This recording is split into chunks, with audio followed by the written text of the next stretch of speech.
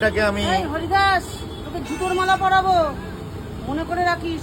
এর 5-8 বিয়ায় 5-8 তাহলে তোর অনেক ডিজে অরুণ নেট দুনিয়ার হীরা তোমার বাবা মা তুলে আমি বলে দিলাম আজকে।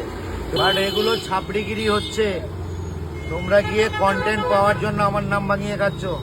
সৃজিত আর এই রমা, তোমরা দুজন তো বারবার আসো, তোমাদেরকে বলছি আর আসা যাবে না আমার কাছে। কন্ট্রোভার্সি করো এবার কন্ট্রোভার্সি করে ভিউজ কামাও যাও, তবে খেটে করো, চেটে নয়। কাউকে চেটে করা ঠিক না। কে হরিদাস পাল মানে আমার নাম ধরে বারবার এ করছে। এই হরিদাস পালটাকে আমি হরিদাস তোকে জুতোর মালা পরাবো মনে করে রাখিস। তুই বলেছিস আমার পাশে দোকান দেওয়ার চেষ্টা করবি, আয়। টেক্কা লড়তে হয় আমার সঙ্গে, ওর সঙ্গে না।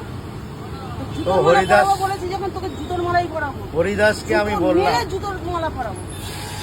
তো হরিদাসকে আমি বলছি, হরিদাস ভাই খেটে করো, চেটে করো না কাউরে, রাইট? খেটে করো। তো তুমি কোন হরিদাস বাড়াপা, তুমি 15-20 বছর যা করছো একদম ঠিক আছে, বাট চাটাচাটির কি আছে? আগে খেটে তৈরি হও। আমার নাম ধরে কোনোভাবে হবে না, তোমাকে দেখবে না কেউ। তুমি জায়গায় আসো আগে, তারপরে কন্ট্রোভার্সি করো। তুমি স্যালুট করো।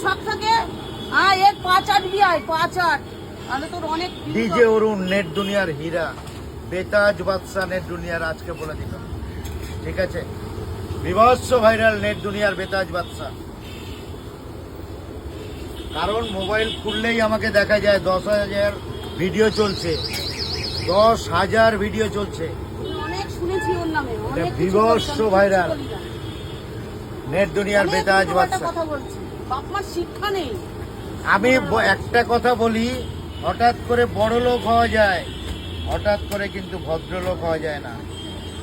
এই ভদ্রলোক হতে গেলে মা বাবার কিছু শিক্ষা দরকার হয়, রাইট? ছোটবেলায় মা বাবার শিক্ষা যেটা দেবে সেটাই তুমি প্রয়োগ করবে, এবি গ্যারান্টি। শিক্ষার অভাব, তোমার মা বাবার শিক্ষাটা এরকমই, ঠিক আছে?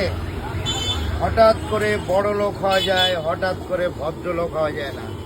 ভদ্রলোক হতে গেলে মা বাবার কালচার দরকার, সেটা তোমার মধ্যে নেই। তোমার বাবা মা তুলে আমি বলে দিলাম আজকে।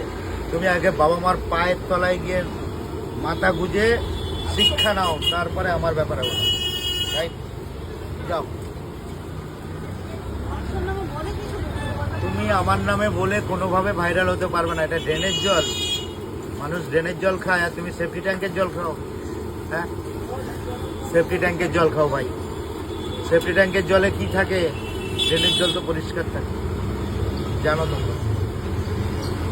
চলো, আমি তোমাকে বলছি চেটে করো না, কেটে করো। কেটে দাঁড়াও, তবে তোমাকে বুঝবো। প্রতিভা তুমি আমার কি জানো?